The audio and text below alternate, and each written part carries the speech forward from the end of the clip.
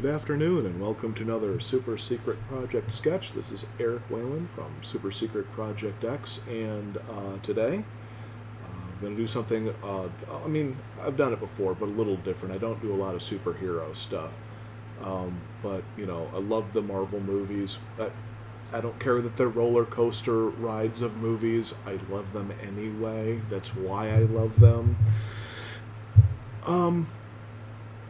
But Black Panther died last night, which is Yeah. so wrong on so many levels.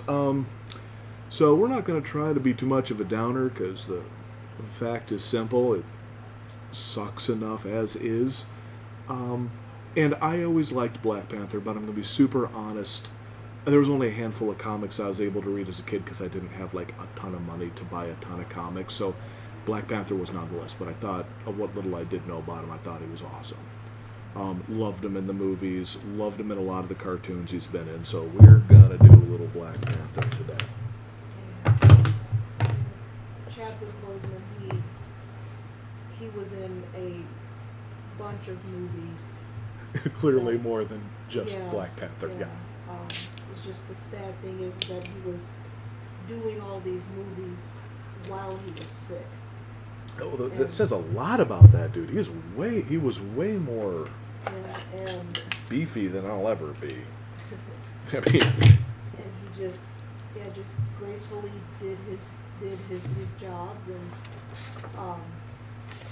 did as much as he can to interact with fans. And the sad thing is, one of the last things he did was go live on, I think it was like Instagram, and was announcing a charity type thing that he was doing called the 42 Initiative, which was I'm not sure, hopefully it's still going, it will be going. It's an initiative to help get medical treatment in hospitals and care for more African Americans in underprivileged areas, because that is a very severe problem in our country, unfortunately. But he was spearheading this initiative, in a sense, to get this going because of what he went through and all. And the sad thing is that he was doing this while he was from the comfort of his home, and people were talking back and forth and all, and a lot of people were mentioning just how skinny he had gotten, how he was looking sickly, and they were like, was he preparing for another movie, another role of some sort? And just unfortunately just started kind of just berating him and doing the things that humans like to do, and just and he was so hurt by a lot of the comments, he completely deleted the video and everything, even though it was for a worthy cause. He was just like, he's like, okay, I'm done. I'm trying to do good, and people just don't want to be good. yeah. Well, that's welcome to humanity. I mean, I hate to be a downer, but that's what people do, unfortunately. So. But positive stuff, though, a lot of the things that he did, he donated lots of time. Went to St. Jude to visit the kids when he was going through himself, was putting himself to go see sick kids and make their day, and was just absolutely adorable to see him and to see the reactions of the sick black kids. We're just like, it's King T'Challa. And it was so cute. It's the Black Panther, and it was adorable. But yeah, did a lot of good. Yeah, he was. This is the kicker. He passed away yesterday, which was also the birthday of Jack Kirby, who created Black Panther, and was also Jackie Robinson Day, who's the guy who he played, who was one of the first major black baseball players in the United States. So all of that to fall on that time period. It was just like, wow. So yeah, Hmm. yeah, I heard the news last night. I was actually had my radio on because I'm one of the few people who still likes to actually listen to radio because I Because we're old. well yeah well I like the random music. I like being able just to sit there and let things play. I have my music channels. I have my iPod that I adore and have tons of music on that. But occasionally I just like listening to the radio. And so the DJ, she came on and she was like, okay guys, I'm not sure how true this is, but this is just coming and this is breaking news. And she actually like interrupted the program and came through. And so when I heard that, I was like, wait a minute, seriously? So I hopped online because I was actually working on the computer, doing some computer work and stuff, and popped on to various sites, and sure enough, I was just like, oh man, and I literally just sat in the chair and just started crying, and I was like, you know what, I don't even feel like doing any more work. I think I'm done with the night, and just kind of sat and processed information, and yeah, it was rough, and it was also kind of unique because I popped onto various social media things and all the platforms and all that, and a lot of people that I know we were all talking about it back and forth, and just everybody was just like, wow. And then a lot of people were just like, we're sad, but we don't know why.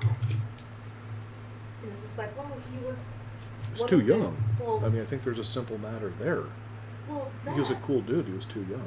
that also. I mean, beyond everything else, but Yeah. But it's like he just seemed like one of the really good guys. yeah, And on top of that, he was just. he was kind of like Bruce Lee, Yeah. another like kind of awesome dude that was just like, wait, what? Yeah, and He's he dead? he was basically kind of a living superhero in a sense, and he meant a lot to a lot of people. Like I said, with Bruce Lee, he brought in a lot of representation because he was one of the first major black superheroes in the big screen. I mean, we had like Meteor Man and I'm trying to think who else. It was kind of a comedy, if I recall correctly. Yeah, It's been yeah. so long since I've seen that. Yeah. But he was one of the big major superheroes of the time period, and finally brought up and brought into the big screen and did an amazing job with him. So he was, to see him. Yeah, it's like to see one of your heroes kind of fall like that. Well, there's a bunch of different ways of looking at it. I mean, for example, and I love this. It was this great clip. It was 3 or 4, I guess they were 20s. These young black dudes, and they're all standing out in front of the Black Panther movie poster. Mm-hmm. And what exactly was it they were saying? It was so funny. Yeah, I remember that. Oh, that was it. All the time? Yeah. All the time. all the This is what time. white people feel like all the time. Yep. And I was laughing so hard because they're all going Yes. like, and it was that awesome Black Panther poster. Mm-hmm. And I sat there and I thought and I went, that's wrong. Because white people don't feel like that all the time. I don't think anything at all when Captain America, or other than, oh great, Captain America, oh cool, Iron Man, it doesn't mean anything to me. And these guys were so excited just because they finally had a black superhero. And I was going like, God, that is amazing. I think You know? that it's more along the lines of comic book nerds finally seeing their heroes. Well, yeah, and yeah, exactly. And to me, it's like it wasn't just about the white experience. Exactly. Yeah. The one guy is like. But I'm saying that the impact was Yes, there, and I was yes. like, Yes. I can't say that, you know. And it's just like, Yeah. and then I thought to myself, and it's not exactly the same, but I had a similar like reaction to it, being like, I finally get to have a black superhero up on the screen. Like my equivalent, and I know it's not exactly the same, but like when I was a kid in the 80s and I was watching all the Barbarian movies, Beastmaster and Conan, the various Conans and stuff, there were black barbarian characters in those, and they usually went out of their way to make them pretty cool characters. And I was always like, I liked those characters. I mean, I liked the main characters too, but I liked those characters. And I always kind of walked out of the movie, and the movie going like, yay, but then I was like, where were my black barbarians? Where were, you know what I mean? It's just like, and then played by Wilt the Stilt Chamberlain. Yep. Being a literal giant. I mean, just like, oh my god.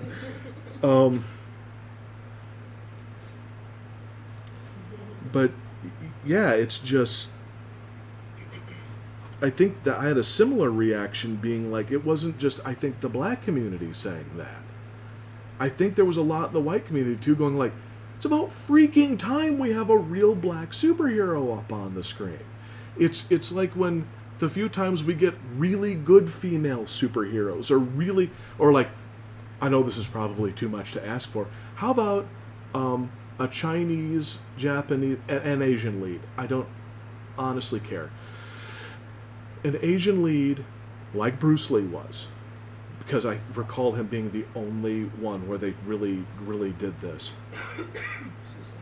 Where he not only was this just iron Asian dude, just whooping tuchus, but he was kind of a sex symbol at the same time.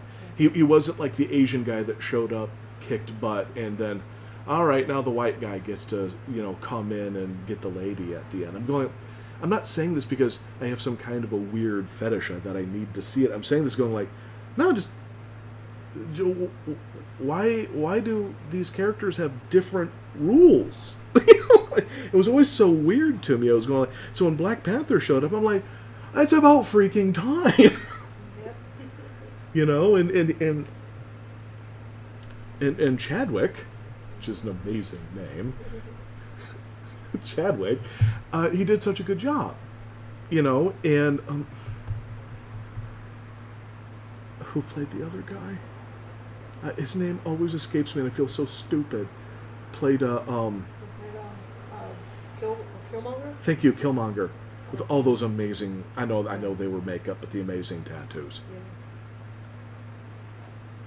Yeah. I always forget his name, which kills me because I know him, and I'm like, God, can I remember? Michael B. Jordan. Thank you. Yeah. So awful with names sometimes. It's okay. But yeah, no, and they did such a great job, and a lot of people are like, it's the greatest Marvel movie ever. I'm not going to say that it was, but it was easily within the top quarter, of Marvel movies. I think it was probably the best when it came to musical design.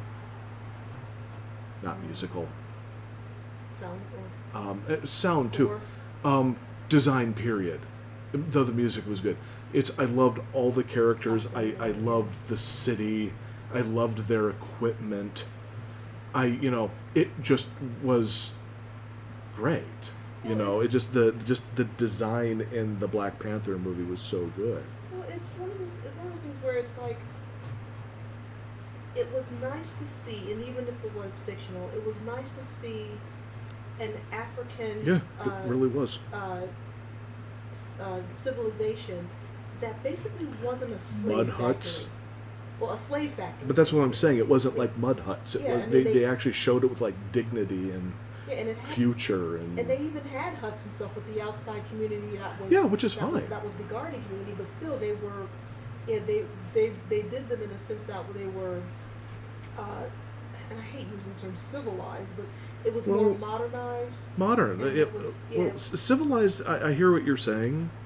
It's that's what I kind of meant about saying it had future to it. Mm-hmm. It wasn't just showing any of the African peoples in one context, because there are modern Africans. You know, Nigeria, their primary language is English. Everyone has this weird, you know, National Geographic view, I guess, of Africa.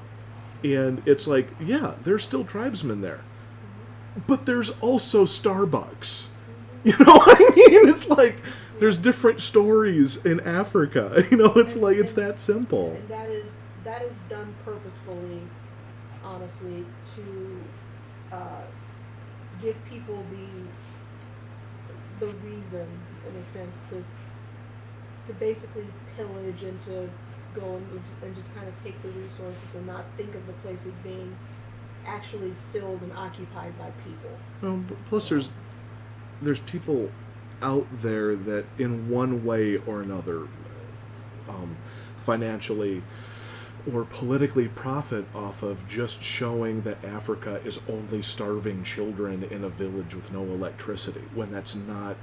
It's somewhat true in places, but it's not entirely true. Or this crazy war-torn continent where everybody is where fighting. some of it that's true, yeah, but it's not everything. it's not everything. That's right. It's basically saying like Europe is still filled with like Gauls and barbarians and the Celts. Yeah. The Romans and the Celts are still fighting there. Yeah. My ancestors are still keeping the heads of their enemies tacked to their walls. Yeah, it's like so silly. And you look at Africa and I go like, that's what I really liked about seeing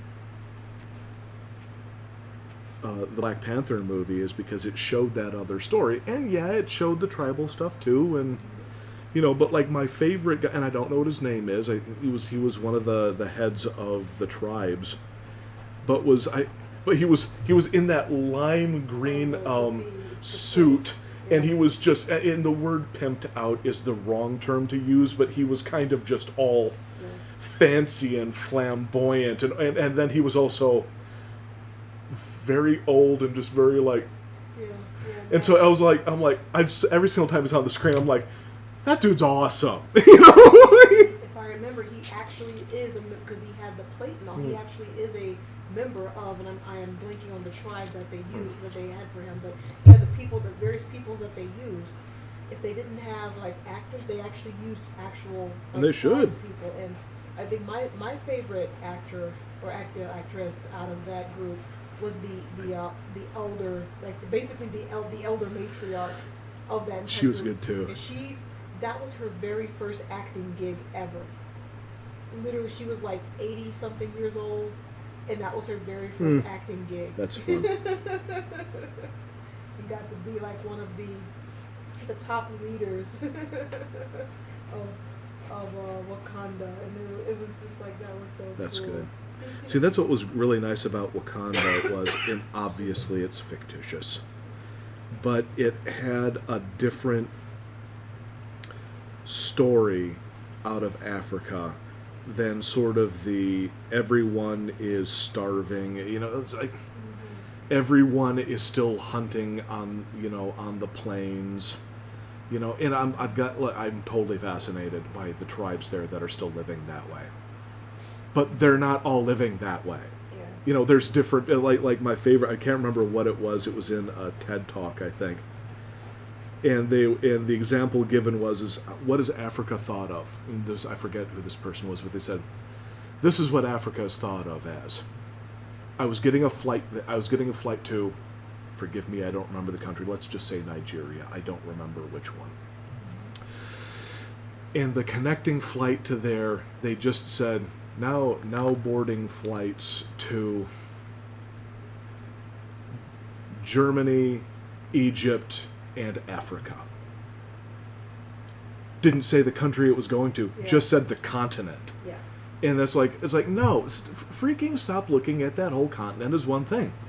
Egypt is nothing like the southern tip of Africa. They're just nothing the same. The peoples, the languages, I'm not an expert, but I've always been fascinated by Yeah, Africa. Egypt is not like Nigeria, which is not like Liberia. Exactly which is not right. Like Ghana. You know, and I think my interest in it started like, you know, with Egypt, because I think a lot of little boys are like, Egypt, you know. It's the exploration kind of. Yeah, of course you got it's- the Indiana Jones yeah, thing what's going it, on. it's Yeah. the Indiana Jones Explorer thing.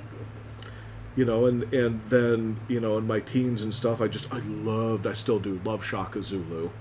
It's such a good miniseries. And so, you know, and of course, I get it, but all the naked black chicks in the National Geographic magazines, and clearly looking back on that, you're going like, okay, wait a minute, like, it was National Geographic. They had a lot of interesting National Geographic stuff, but it was a little exploitative, don't you think? Yep. You know? And so as a young boy, you're just going like, Yeah. I'm not saying it's right. I'm so not saying it's right. But, you know, you get interested in Africa over, you know, and then you're growing up, and I grew up out in the country, you know, just away from almost every race, but, you know, the white people out there love white people, nothing against them, but you're kind of like you're watching TV, and you're going like, well, look at all these other people, you know, all these other groups and stuff, and you get curious about stuff, and you're like, oh, you kind of want to know more, and when you get older, you start going like, oh, Yeah. wait a minute, this is all a little off from what I was being told, you know? That's why I was like, well, Wakanda was nice because they broke that story that you just kept hearing over and over again. All of Africa is in war, starving, tribal, they're still hunting stuff. Yeah, and you just get to a point where you're going like, could you show them in a light that, you know, because there's places that are modernizing. And Wakanda was like this wonderful, like, African future city, and it was like, when they flew in for the first time in the theater, I was going like, that is so cool. It is one of the most beautiful futuristic cities in all of the Marvel movies. It's so good looking. It's futuristic, but it's got all these wonderful motifs to it, and Yeah, it was just so good. yeah, it was that's what happens when you have actual people who've studied, And who love it. yeah, who Yeah. know the air, who know the work, who are actually experts in their area, and allow them to do their work. And that's a problem that I have with a lot of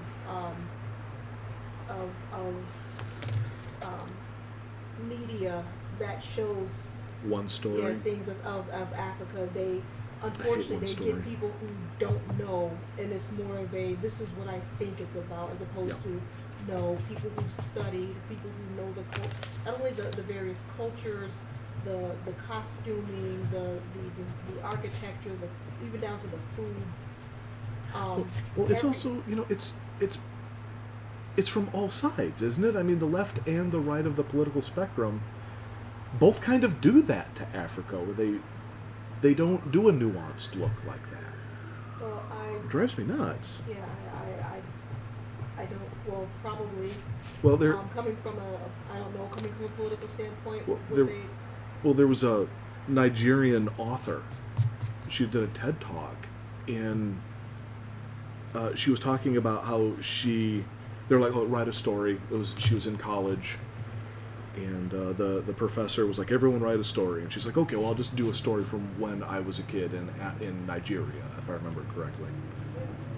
And she went in and she wrote about, you know, and there was some more issues and stuff, and some political issues in the country, but she had a pretty kind of, I mean, like, Nigeria's a little American in some ways. Not entirely, but, you know, it's similar in more ways than you'd think. And so that's what her story was like. And she handed it to this professor, which was your kind of classically very liberal kind of college professor. And he handed it back and he was like, no, you did this wrong. Write an authentic African story. It's okay now. You can do it. You're free to do it. And she was like, what are you talking about? He's like, well, look at this. You have people in cars and you know.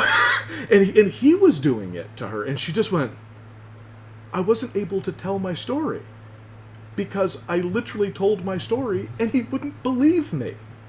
He wanted all the characters to be running around half naked, starving in a war-torn country.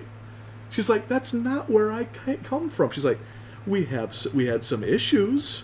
She's like, yeah, there was some stuff I could talk about, the local soldiers and stuff not being so hot, but she's like, I actually gave him literally what he asked for, and he handed it back, and he basically asked for a starving children in Africa, please send money to give them food commercial.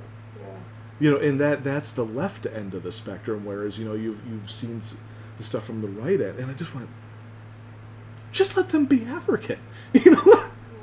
I mean, she was in there, and she was so delightful. She was telling her story about how she became an author and stuff, and I'm just going like, are you freaking kidding me? Yep.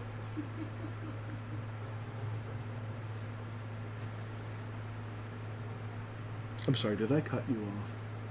I don't remember. If you did, I lost the point. Whatever. I Oh, was gonna okay, I'm say. sorry. It's okay. I just had that story in my head, and I was going. I always thought that was so interesting because that always kind of got me. I'm like, she came from Africa. She's African. Yeah. Let her be African from Africa. You weren't from Africa. You weren't raised there. You've never been there. Why are you telling her how to tell her story? You know, and she was fascinating to listen to because she that was actually kind of the point of everything she was doing, because she's like, well, when I was younger, like, I'm not going to do her accent. It was so glorious. I loved her accent. She's like, well, when I was younger, all the books I read were from the United Kingdom, or, you know, the kind of the white Western world, because that's where most of the books were from. There wasn't a lot of local, there was some, but there was not a lot of local published stories. So she's like, all the stories I grew up with were about the plucky white girls with the curvy hair drinking birch beer in the UK, having their, you know, and she's like, and there's nothing against them. She's like, I still love those stories. But she's like, I wasn't seeing stories about the black girls, you know, with the kinky hair. She's like, I don't even know what birch beer tastes like. She's like, we don't have that in Africa. And I'm just going like, yeah, just freaking let her be her. Don't tell her how to do her stories. Quick segue before my other point. Yeah, that reminds me of a family friend of ours who actually she's been on Broadway. Actually, is a Tony Award winning lady. I remember you telling me about her. Yeah. She and her family were from Trinidad, and she was born there but moved to the United States and when she was young, and so she still had her accent and all. Beautiful singer. And when she was in high school, and I actually remember this because she's a couple years older than me, and so when this happened, I remember her telling me this, and I was just like, what the heck? She was in of course the high school choir and the show choirs and all that, did the performing and stuff. And so when their choir, one of their programs that they did, or the show that they did that year, was The Little Mermaid. And of course, her being from Trinidad, she was doing the parts of Sebastian the Crab. And Okay. so the calypso, Jamaican flair kind of thing. And so she was doing with her accent, because normally when she would sing, a lot of times when you hear people sing, you don't hear their accents and all. And so, but when she was doing his part, she made sure to keep her accent and actually overemphasized it for the sake of Sure. the part and all that. Yeah, for the character. Yeah. Yeah. And this was a judge performance, and so when the time came for like the judging and all that, their choir got docked a couple of points because the judges said, well, the accent doesn't sound real.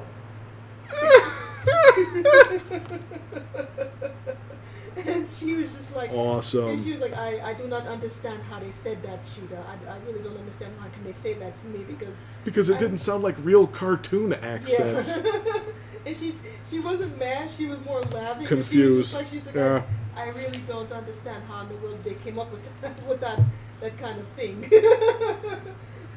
Yeah, it's kind of like it's. I just look at stuff and go like, yeah, of course I get stuff wrong too, but I just go like, just let people be people. Don't. Nobody gets to tell anybody else that they're not being them. It's so weird to me. Where you just go like, what do you mean they're not being them? Well, I think they should be like this. It's like, oh, good luck with that. You know. It's when we were grocery shopping several years ago at the one bar that they closed down that was nearby here and stuff, and I think I had gone. No, you had gone to get something, so I was waiting at the deli counter, and so the guy that was serving, I was waiting for my turn, and so when I got up to the counter, he's like, hey, how can I help you? And so I was like, oh, well, I would like a pound of yada yada, and he just stopped and stared at me for a second, and he was like, wow, and I'm like, can I help you? I was like, what's up? And he's like, I thought you'd have some type of exotic accent. And I'm like, okay. A slight part of me was flattered, and the other part of me was just like, eh? You've never seen black folks before? And Well, I mean, our area that's that so funny. the area that we're in, I mean, it is, it's multicultural. Mm. So we have a lot of people, or a good population of various Asian people, lots of Eastern European people. We have a lot of Muslim and I want to say some Muslim people, and even like a lot of Northern African, but not a lot, but a good amount of brown folk. Brown folk. Yeah. As far as the eye can see. Yeah, brown and black folk, I should Yeah. say. Brown folk is more of the Latino, and all, Hispanic, Latino, and all, and then of course us black folks, and all. But yeah, I just found that kind of funny, honestly. It's just like, huh. It's funny because I had like a similar experience at Myers, which I still to this day find so funny. So one black gentleman, he's a butcher at Myers, just a nice guy, and it's not like we go to the butchery a lot, but when we go there, you just bump into him, and Right. we end up, and then he'd be refilling the meat stuff, and so we just, That guy, he's just a nice dude. Yeah, he always talked to you when I wasn't there. When Yeah. I would come back and I would see you guys chatting, like, oh, good, he's made a friend. Yeah. And it's so funny, after a couple times just sort of bumping into him and, hello, yada, yada, blah, blah, blah, ha, ha, ha, the meat. And then he was like, he stopped me once. He was like, what? He looked around, I was like, I gotta ask you. And it's like, I don't want you to take any offense. He's like, but I gotta know. You are the happiest white person I have ever seen in my life. And I was like, huh? And he's like, and I mean no offense, but he's like, it's like, I got no problem with white people, but every white person in here is just miserable. Like all the time, like miserable or mad or stern. Almost nobody walks around with a smile. Very few people, come in here looking happy, being happy. You're in here and you're joking and you're laughing. He's like, what is up with you? Why are you? He's like, what's different? He's like, I'm not being mean. He's like, I'm legitimately curious. Why are you different than the rest of the hive? I suppose. And I just laughed. I'm going like, and the thing is, folks, I am not happy and cheerful all the time. But I don't see the point in living life I don't view suffering as a virtue. I don't. Suffering to me is not a virtue. There's nothing about it that makes sense. I don't see the point in being like, yay, suffering. So I'd rather try to make the best out of my day, blah, blah, blah. That's kind of what I told him. And so I just find it funny. It's that thing of people assume something about a certain group of people, and then, boom, outliers immediately start popping up because no group of people is a monolith. And so as I was not remotely offended. I actually was like, oh, that's awesome. Yeah, Because, it's great. it's great because it's like, I got something right. Because yeah. you shouldn't be walking around miserable and angry all the time. What's the point of that? And I don't know that all white people do. But when he said that, I was kind of like, oh, I can kind of see that. Yeah, I guess. Yeah. And honestly, from my point of view, being a black person, yeah, he's right. I mean, there are just a lot of just angry, grumpy. stern, grumpy looking folks. Stern, I think is a cultural thing because I grew up with Stern. And Stern, I don't think is the same thing, but it definitely outwardly appears to be. But it can very easily cross into not being happy, and I'm not gonna Yeah. say otherwise, but it's not exactly the same thing. Yeah, but it's just like, it's like, and like I said, from me personally, and I mean, and I'm sure that guy probably experienced it too, when you smile at certain folks and you just They or do you not nod smile at 'em, back. and they'll either ignore you or they'll frown even more at you, or Yeah, they just, I've seen that. and I don't and get then it. on the other side of it, there's been people who I've smiled or nodded at, and they were kind of frowny, but then when they saw me smile at them, they kind of just Yep. they kind of melted and just went and smiled back. It's like, but majority of the time, there has been some frowny pussies and Yeah. Well, and I think that's what I mean about Stern and such, because I've grown up with some Stern people, and usually with a Stern person as opposed to just a sourpuss, a Stern person, when you nod at them or whatever, they'll acknowledge you.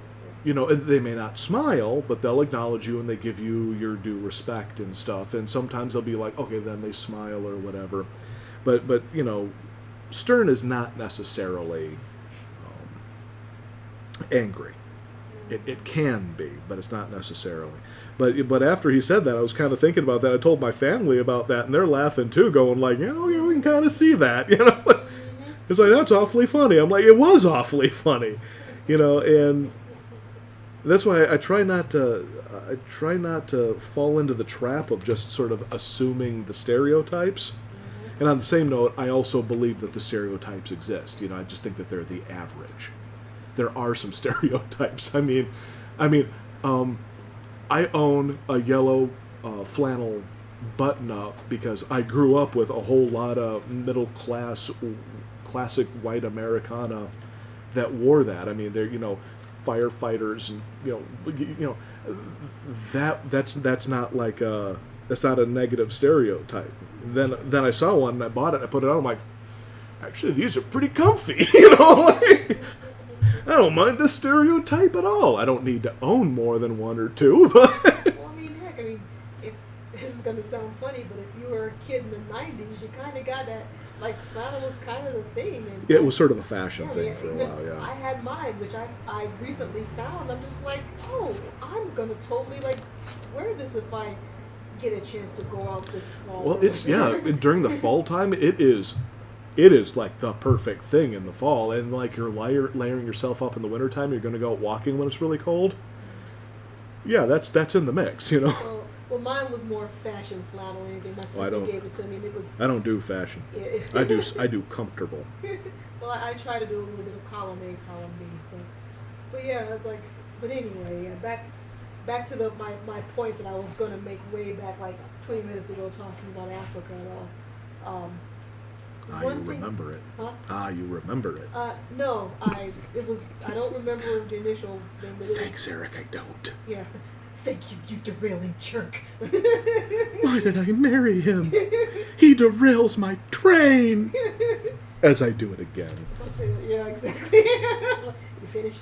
Yes, I'll shut up now. You're fine, honey.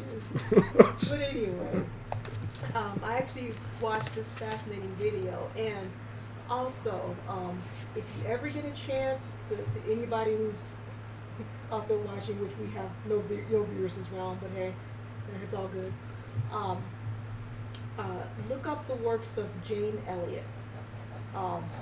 She was she still is, she's still around, but she is a professor on race relations, and she is this just tremendous bull of a lady who will tell you like it is Oh yeah, she will flat out just tell you stuff. And She just will make lay you out. Yeah, I mean, she's just this white lady who's just been around since like forever, and she's like, oh yeah, when it comes to race relations, like, yo, I don't cut her out. So she's like, what's the point? What's the point of being nice about people who's gonna be mean? She's like, no, I will say things and I will tell people, and it's my job to educate people. And if they aren't, she's like, if they don't want to learn, that's up to them. But the fact of the matter is, it's been way past time for us to stop being nice to people who won't be nice to you when it comes to like certain things. Okay. I'm not entirely sure I agree with that, but keep Well, going. I don't see the point in being mean well, to people. I'm not saying she's not being mean in the sense of slamming people's face or like forcing people stuff. She's being in the sense of very direct. Of she will sit down and one of the experiments that she did was, this was from the 90s, which again my point that I was going to be making is got pushed off, but segue to this one. One of the experiments that she likes to take groups of people or classes and all that. And so this one was a college class, if I'm not mistaken. If it wasn't a college class, it was a high school class. And there were groups of people, and what she did was separated the people with blue eyes, green eyes, and brown eyes, and just had them separate in separate groups and all. And she did the whole thing of the brown-eyed people get certain privileges, blue-eyed people don't get privileges, blah blah. Just literally was breaking it down, not by skin color, but by eye color. And so this one girl got so upset over not being able to have something because of her eye color. She literally started yelling and crying in the class. And Jane Elliott basically said, "Oh, well, if you don't like it, you're free to leave." So the girl gets up and shoves her chair and stumps out and slams the door and all that. And she just kind of looks. And so she's like, that right there is a prime example of privilege. Because you guys, and she pointed to the few people of color that were in the class. She's like, you guys don't get that opportunity to just walk away from your skin. She's like, you don't have that chance. And she's like, she has the chance to come back and apologize for her behavior if she wants to. But she's like, but you can see how her privilege got the best of her because she was so upset that she couldn't have something. All because of her eye color. And she's like, hopefully she's going to understand the message of what that means. And so eventually the girl comes back in, and she like kind of sits and sulks in her chair and all. Mm-hmm. And so she's like, okay, are you ready to apologize to the rest of the class? And the girl's like, no. And she's like, well, okay. Well, then you are welcome to either once again permanently leave, or you can go sit into the corner and just look at how much of a brat you're being. And that's what I mean when she's like, she's very direct. She's like, I'm not going to tiptoe around people with their bad behavior. I will tell them what exactly they're doing, and hopefully they will understand. But anyway, to address what I was originally saying, she did an interesting experiment when it came to the world maps. And she's like, when it comes to Africa, if you look at globes, you look at maps, why in the world is Africa the same size as the United States? Yeah, it's a massive continent. She's like, that has been done for over 100 years on purpose. It's massive. It's like, once again, to basically make Africa not seem as powerful because of people's interest in all this stuff. And so now, did you say specifically what kind? Because I know that a lot of traditional maps have everything just wonky scale-wise because they were trying to get the latitude and longitude on a globe does not match to. Well, she had several different maps that were taught. Yeah, that's taught what I'm curious and about. Stuff like that. And so she's like, yeah, these maps are what people have in schools. And she's like, they're not relative to what they actually are. what the actual sizes are. And Because so I know she that some actually- maps are just off. I didn't know about that. Yeah, and then to go along with that, there was a guy, which I'll come back to him in a second, but what she did was basically took the map, and I actually watched part of the video, so I got to watch the rest of it, so I'll only talk about what I saw. And she started actually tearing the map apart to show exactly the sizes, what they should be, and stuff in comparison. But the one guy that I just mentioned, he was actually doing I saw it was online, and he was doing this thing of showing a digital map. And he was like, he's like, check this out. He's like, this is so messed up, y'all. And it was this white guy. And so it's a map that was designed to teach kids countries, continents, and all this stuff, where you can physically go and move the various land masses around and stuff. But at a certain point, the maps themselves, how was it, was able to, it actually shifted in size to show the actual sizes of the countries and all. And so he's like, if you look at Africa here, he's like, this is messed up because you take, I think he took I think it was Nigeria, and he dragged it up, and he's like, he pulled up, and as it's getting dragged up, it's getting bigger and bigger, and he like pulls it up to the northern hemisphere, and he's like, why in the world is Greenland the same size as this country when Greenland is like tiny? And so he takes Greenland and moves it down to where Nigeria was, or Ghana, I can't remember which one it was. And he brings it down, and if this was Nigeria, here was Greenland when he shifted it down, because that's the actual true size. He's just like, Yeah. First he's time I like, saw how big Alaska was on a properly scaled yeah, map, it's just gigantic. yeah. And he was like, it's messed up. He's like, because Yeah. this is what Completely we were- skews your thought. He's like, Yeah. this is what we were taught, that Africa was basically this small, tiny continent, and that it was nothing there. He's like, we. It's mammoth. He's like, the amount of people who think Africa is a country and not full of countries. He's like, because we weren't taught that stuff. I'm just like, For yeah. a lot of countries. Yeah, and I'm like, yeah. I was like, as a kid, I wasn't taught about Africa. Also, as far as it's just one of the continents. We were, but we weren't taught a ton. Like, it was just sort of when we went over the world and stuff, Well, you know. that's- So Well, I that's mean, what I'm saying.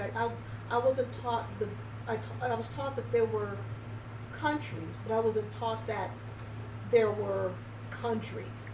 Like how we view states here, like, oh, well, Yeah. the capital of this and this and this, and this is the agriculture, yada, yada, yada. And then, well, here's Europe, and this is France and Germany, and blah, blah, blah, blah. And here's Africa. Next thing. well, in my case, we did do that. So we did actually go over, but we also didn't really. It's like we really didn't know a ton about Europe or anything else. So we sort of just went over everything generally.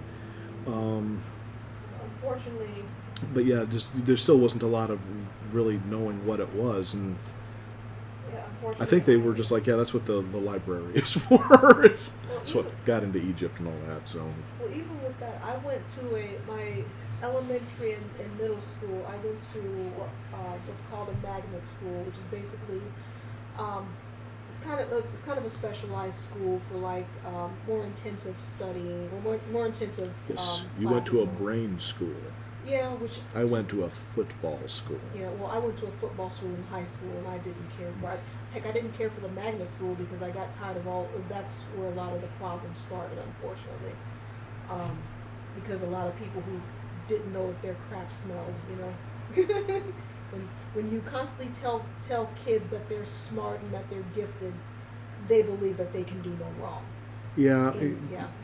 yeah. That's People where I came naturally, I from. think, need to be knocked down a peg so they have some humility. Now, I'm not saying be mean, but I mean, I bumped into a lot of people where they legitimately were impressive people, but they had no idea that there was literally hundreds of thousands of people just as like special. them. Yeah. And so because they were in a small pool, they just acted like jerks. There- And you're like, it's a shame because you could be awesome, but you're being a jerk instead. So There has been a fascinating thing, I popped on Twitter, and occasionally it comes up where people will start talking, and they're just like, has anybody who have ever been in ever been in gifted programs? They're like, do you ever notice now, being adults, that you are just so full of anxiety and depression because I heard that all- about people at Harvard yeah, and because such. all Yeah. the people that told you you're special and you And just, now there's nothing special about you. well, not only that, but they can't measure up to what's Yeah, their it's impossible. what's special in their head because people have pumped them up so Yeah, much. because they came from a small pool where they were number one, Yeah. and then they were dropped onto the planet where number one does not exist. So now they're constantly clawing for something that's impossible to achieve. Yeah. I feel so sorry for them. I'm just like, oh, I know I suck. Yeah, same That here. part of me died a long time ago. I'm just living life, having as much fun as I can now. Yeah, I mean, same here. I mean, like I said, the school that I went to, I was so annoyed because with all of these classes and of like the English classes, the music classes, the art classes, the stuff that I excelled in was all pretty much negated because I wasn't good in math. And it's like, well, you can't do math in your Not head. everyone needs to know high math. I was like, well, can you like do this and this and this? Like, can you translate this from the English language to this language? Well, no. Well, then why are you making fun of me for not being able to do math in my head? Yeah, math is not necessary for everyone. And that was the thing. It's like, and so like growing up, it's like, yeah, I know I'm bad in math, and I've made plenty of jokes about it. As a matter of fact, I'm comfortable with the fact that I'm bad in math. The thing is, though, the stuff that I'm good at in math is the stuff that I needed in Need my to life. know. Yeah. Yeah, And I that's mean- that's the difference. Yeah, and that's You it was, you need the stuff you need. yeah, and it's like the stuff that I didn't get, I didn't need. It's like, well, I didn't need this, and so it's like, it's not that I'm saying, well, I don't need to study it because I don't need it. It was just like, well, it was so forced down my throat Yeah. that the stuff that I actually was liking, I never got a chance to actually do because they just didn't care. Yeah, yeah. The education we came from was really not very well thought out. We were taught a bunch of crap we didn't need to know. We weren't taught things that we did need to know. So much of what happened was just irrelevant. I mean, it was good on the level of teaching you how to learn. But I remember just being in classes going like, what is this for? And then I'd be like, hey teacher, why are we learning this? And the exact answer was, because you're supposed to learn it. Yeah. Not that you're going to have a use for it, but you're supposed to learn it. In other words, my job is to teach you this, so shut up and learn it. Yep. And I'm not saying that there weren't good classes. I had some good teachers teaching me stuff that I still use, but it was in the serious minority. You know, I had one, and to this day, I'm just still going like, what was I supposed to do? We had a Civil War class, and I actually enjoy war history. Civil War is not my favorite time period, but I find it just generally interesting. So Civil War, sure. Oh, it's interesting. Yeah, absolutely. Let's do some Civil War. Right. So this Civil War class happened, and it was a lot of, Appomattox and 18 this and George Washington, not George, Lincoln that, and blah blah blah. That's right. Washington was revolutionary. Yada yada. It was go through all this sort of stuff, and you just kind of sit there every day, and you're like, all right, yeah. And not really a whole lot of like really interesting stuff like you get on hardcore history, where it's you get an idea of what's actually going on, then you get a handful of dates so you know where to put your head, and here's why this person was actually important, not just a name with a date. Who cares? That doesn't help you. And so the last test, I swear to God, we walked in, and he's like, what is a class? 45 minutes, hour, whatever it was. Usually around like, I think it's like 45 minutes or So, okay, you have 45 minutes, I swear to God, to write a 2,500 word story on an experience during the Civil War. Okay, look, what about those people who couldn't freaking write a story? Yeah. And you're supposed to know the Civil War era well enough to write a story? So it was like, look, I write stories. I'm a story person, but I sat there and went, what? Like, how am I, like, my head wasn't even in the right spot. The guy spent no time putting your head in the right spot to walk in on that day and be like, all right, now it's a story class. And it was like, seriously? Okay, fine. The ultra students didn't have a problem. There's just people who, by their nature, fit into that paradigm very well. Right. What about the rest of us? I was like, okay, so I'm just struggling to remember dates and names and stuff and yada yada. I'm like, okay, let me take this test. All right, now write a story about, and you're like, what? No, I didn't learn about the time period. I learned your stupid names and dates. Yeah. Which is not learning about the time period. It's just names and dates. And so I was sitting there with names and dates going like, Bob went down the hill in 18 whatever, thinking about George Washington. You're just like, I wasn't in the spot of going like, and he woke up that morning and what do people in the Civil War eat for breakfast? I don't know. I spent time learning the names and dates. I didn't spend time learning about the stuff I need to know to write a story. And I was just so lost. Bullets. They ate mini balls. Doesn't sound as bad as you think it does. That's a weapon thing. And yada. But the thing was, at the time, I was just so thrown that I think I failed that class because it was just like, what was I supposed to do? Wow. And the thing was, is good for the teacher. He came up with an interesting test, but he didn't prepare us at all for it. So we were all just sitting there going like names, dates, and I remember looking around and people going like, "What the are we supposed to do?" And the thing is I really mean it. Actually, that's an interesting way to do a final test. We were not prepared for it, and that's where my criticism comes in. Going like, okay, well, if you're going to have a school experience where everything is names and dates, and then throwing the person to the left so quickly on the last day where you're doing your test is like, it's so messed up.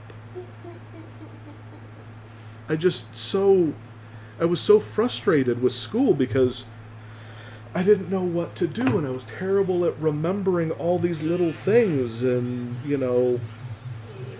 Then I got out in the real world and discovered you don't need to know 90% of it. And the stuff you do need to know, you weren't taught.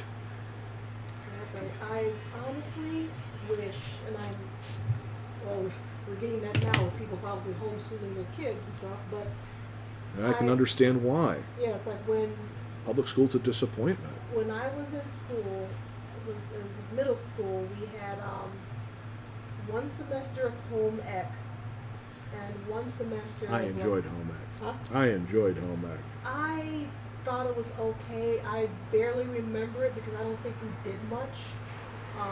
But the one that I did remember that I really loved was we did like woodworking and leatherworking, and I adored that. We did a lot of cooking. I enjoyed that. That was fun, and Yeah. that was useful too because it actually let me understand how to put food together. Not that my family didn't teach me already, but And that's where I was going with that. Is like I'm not sure because it's been years since we've been in school, but it's like they really need to offer kids classes in Useful things. Yeah, in home ec, like not just a semester, an actual like this is how you boil an egg, this is how you make toast. This is how you pay your bills. Yeah, like basic like living skills. This is how because even if checks are becoming obsolete, still this is what you need to know. This is how you handle stuff at the bank. Well, yeah, they need to understand at least how things are handled at that point in time, Yeah. so they have a place to start. Yeah, things like this is how you change a tire. What I love is on YouTube. There's this guy, and I think he was I'm not sure what happened personally with his life, but his channel is called Ask a Dad, and it literally That's a good yeah, idea. it literally is him, like with his channel showing how to do things in life. So it's like how to change It's your really a tire, good how idea. to check your oil. That's super smart. yeah, how to do your laundry. Because you assume you know this stuff until you go, wait a minute, I have to do what? Yeah, and I mean, luckily, and there's another one that followed after that. That one, I think is called like Ask a Mom. Ask Mom, Yeah. another good and one. so it's like, luckily, like with you, my family, because coming from a big family, we all had our various things that we had to do, and I knew how to do all that stuff when I got on my own. So, yeah, I knew how to cook, I knew how to do laundry, I knew how to Sure. checks and bank and all that stuff because I was doing all that stuff before I left home. So it's like, I'm sorry out there in TV land. We're drawing Black Panther, and apparently we got stuck on public education as a conversation. Keep going, Well, hon. our I'm just convers- apologizing. We don't well, normally our do this. conversations usually veer off into various things. Yeah, And- well. Well, actually, no. Because I think what it is because we've normally had people chatting with us. and Sure, so we just can wandered. Yeah, we can keep on things. We. Our peeps didn't show up. Yeah, I think a lot of. I use an old person term. Yeah. Well, I think a lot of people are just kind of. This has been a very hard week for a lot of people mental wise. I think a lot of people are just shutting off from the internet right now, which rightfully so. I think people should just shut off from the internet often anyway, so. So, yeah, I know I'm sounding old, but I really do think it's true. Yeah, The internet's awesome, but people need to take a break from it. well, I mean, we're on it right now, so I mean, yeah. Don't shut us off. But yeah, we've only. shut everything off but me. but Yeah, we haven't that's a had any hypocrite people- right there. We haven't had any people on today, so. Yeah, we really just we've only had a couple people today. Yeah, well, I saw. It's too nice out. It must be that way all across the planet. Apparently. Well, like I said, I think just a lot of people are just.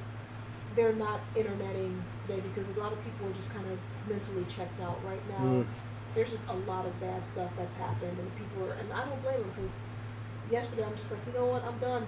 I'm tired Yep. of I'm tired of the I hear world ya. being on fire. But anyway, yeah. Black Panther's awesome. Yeah, it's not bad. I'm wishing that the comics. I'm not sure what they're doing. I don't think the comics people really knew what to do with him. Well, after I a think they while. looked at him and they thought, well, we need to make him. And I'm not saying this is across the board, but it's what it feels like.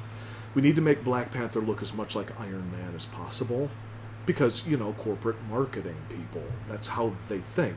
And so I kind of liked these versions of Black Panther where he was more of a.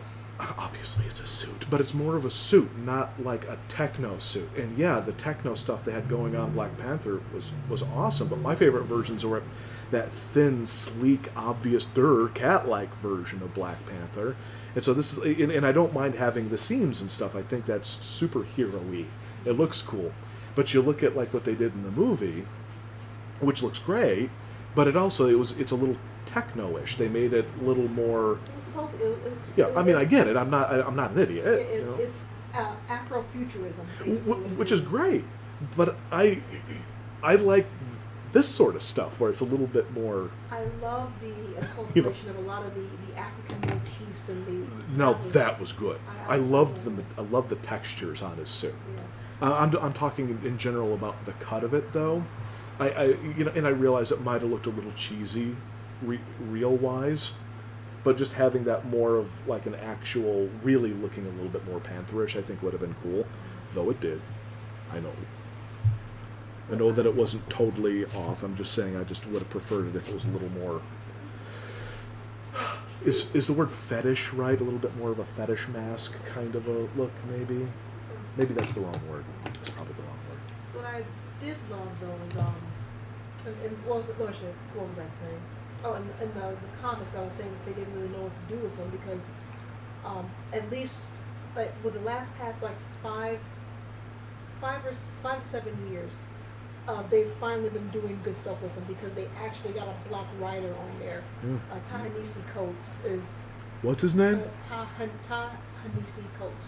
I heard tiramisu coats. No. That's my hearing. I'm not making fun of him. I have terrible I hearing. think that I gotta look to see because I always see his name, but I've never actually heard him pronounce it. And then my brain went, that is awesome. I haven't had tiramisu in months. I'm sorry. Keep going. Thank you for derailing me. I'm so sorry. I've been doing that today. Yes, yeah. Anyway, but yeah, he's a writer in general, but he's been doing a lot of comic stuff and a lot of black-centered comic stuff, and so he actually had been taking over for Black Panther for a while and had written some of the best Black Panther stories. Sure. Yeah. Because before he came on, it was kind of funny but yet messed up at the same time. T'Challa was, they hooked him up with Storm. It was like you couldn't find any other black person. Like they had to hook him up with the one primary black chick in the Marvel universe. Well, not to mention, I just have to say, it doesn't have to be black either. But Yeah. if it was black, Storm. and the thing is, like, I love Storm character wise.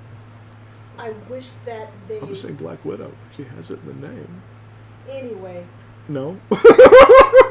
I'm sorry. I'll shut up. I swear I'll shut up. Moments ruined. You're good. No, never. Screw you, hubby. I ain't talking anymore. I'm gonna let you finish because you won't let me finish. Oh, now you're making me feel bad for trying to, have fun. I feel bad for having fun. You should. Oh, you suck.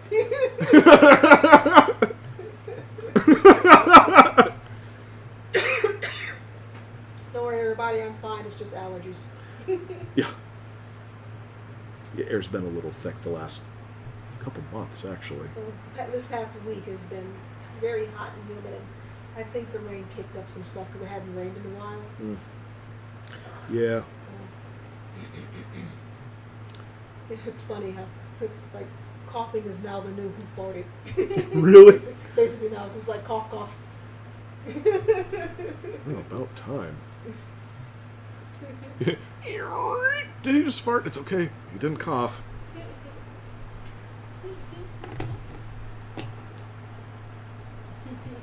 Jesus. Oh, the world's changing in weird ways. Yep.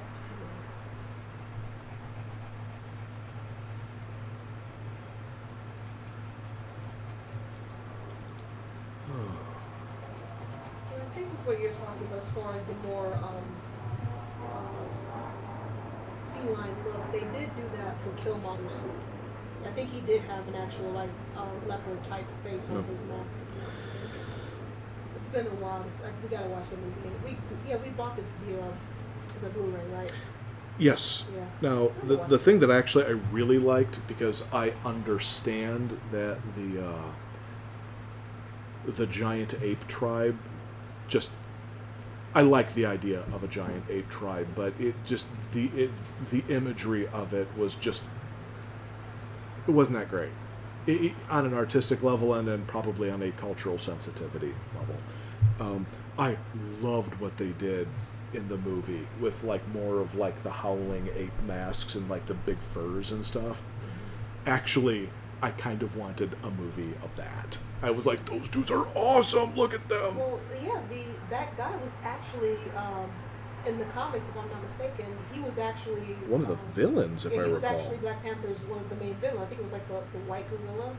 I think it's like that. It's yeah. What is whenever I'd see him animated, I was and keeping in mind I'm separating it from sort of the cultural insensitivity. I'm like, that is awesome because it's this giant muscled dude in like ape skins and stuff. So I'm into barbarians and caveman stuff. And then I would go like, it's probably not sitting too well with some people though. Which I get. I mean, Speaking of cultural insensitivity comics, I still want culturally insensitive comics. I still want to see if I can, and I know I will probably never find it, but there was a comic, and I don't know if it was actually made or it was proposed, but I know it was back in the 60s. It was called the Black Bomber, and it was about a white KKK guy that when he got splashed with water turned into a black superhero. No joke.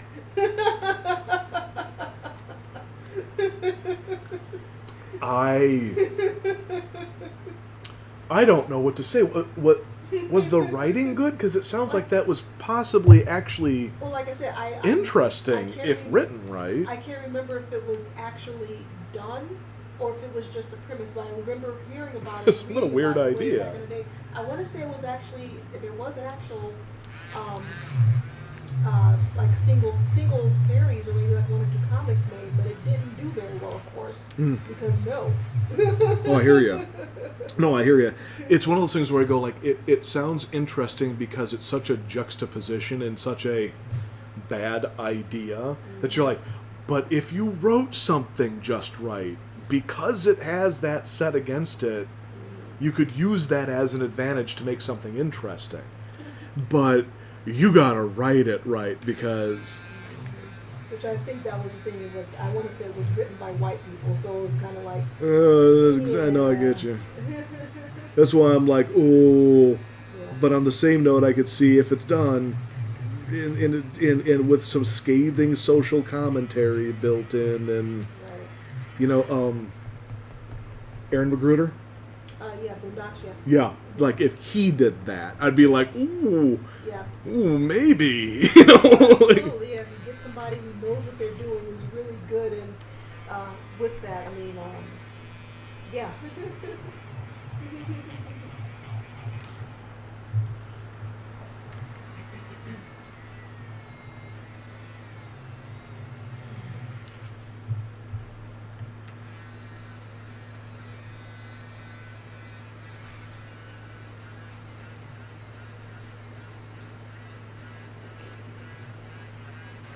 but yeah, wow. The moment you described it, I was like, is she being serious? Yeah. Was this horrible? Was this fascinating? What was this?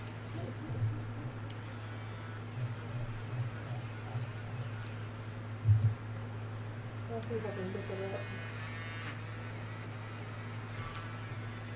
Ta-Nehisi Coates, that's his.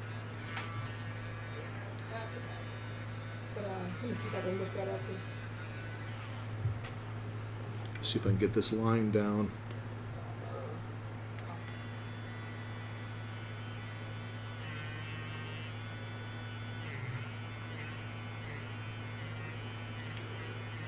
Nope.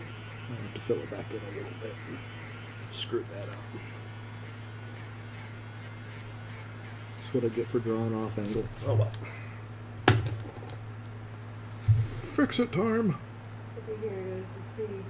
Black Bomber, who predated, let's see, talk about another character. The concept behind the Black Bomber, in his civilian identity, he was a white racist bigot. However, he was also a Vietnam veteran, and during his time in the war, he was exposed to an experimental Agent Orange-style gas designed to allow troops to blend in with natives. As a result, during times of stress, Oh, no. the vet would suddenly turn into a black superhero, the Black Bomber. Even better, the Black Bomber's costume was a Harlem Globetrotter-esque basketball jersey. Essentially, he was like Captain Marvel, only instead of Billy Batson saying Shazam to turn into the Big Cheese, it was Archie Bunker using the N-word to transform into Metal Arc Lemon. And to top it off, the white version had no memory of being black, while the Black Bomber didn't know he was a white guy either. Okay, And now both- that's fun. And both personalities had their own racially appropriate girlfriends. Okay.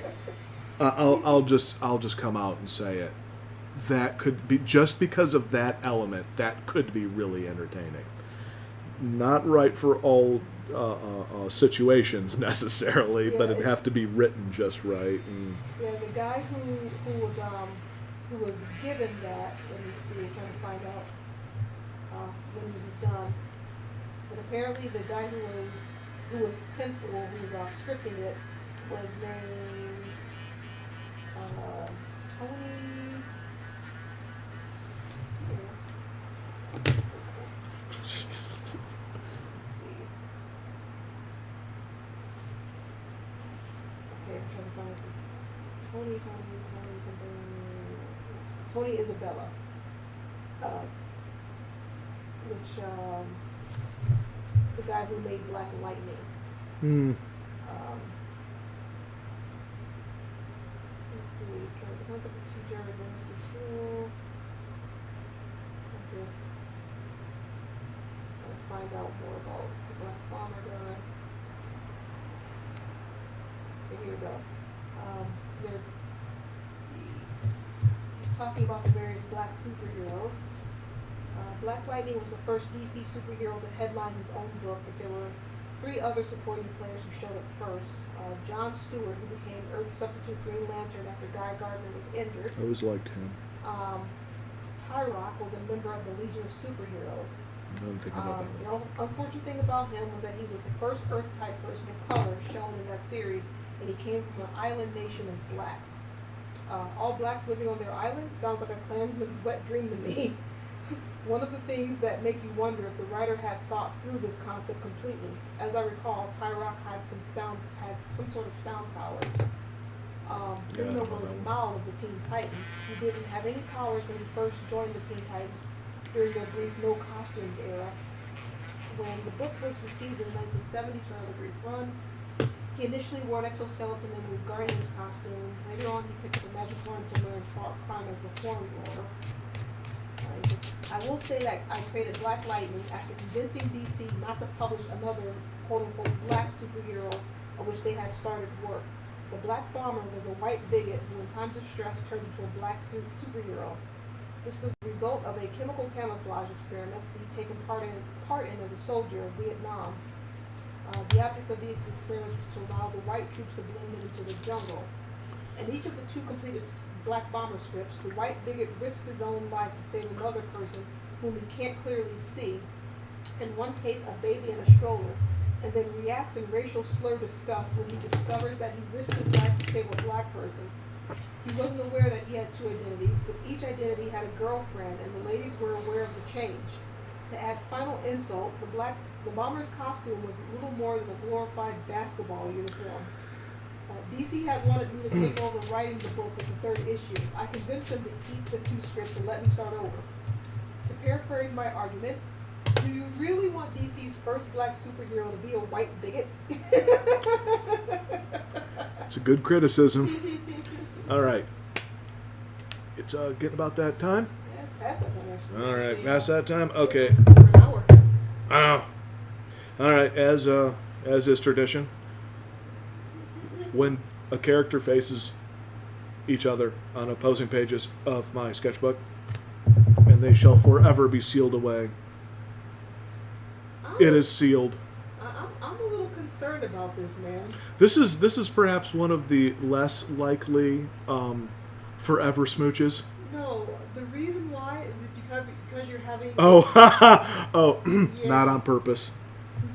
Yeah. Not on purpose. But they will love each other. I'm gonna kick you in the butt. You probably will, but not at this exact moment. Oh, Mojo Jojo, you enjoy some of that Black Panther. All right. Well, that's right. You keep seething. You keep seething. You only keep getting hotter when you do it. Oh, worked on the first shot this time. Alrighty. Everyone have yourself a good week. We'll catch you next Saturday at 4 p.m. Everyone, take care. And blah, blah, Be good blah. to each other. Tell people that you love them. You never know what the day's gonna bring. And have a donut. Have lots of donuts. Because they're good for every part of you. Almost every part of you. Anyways,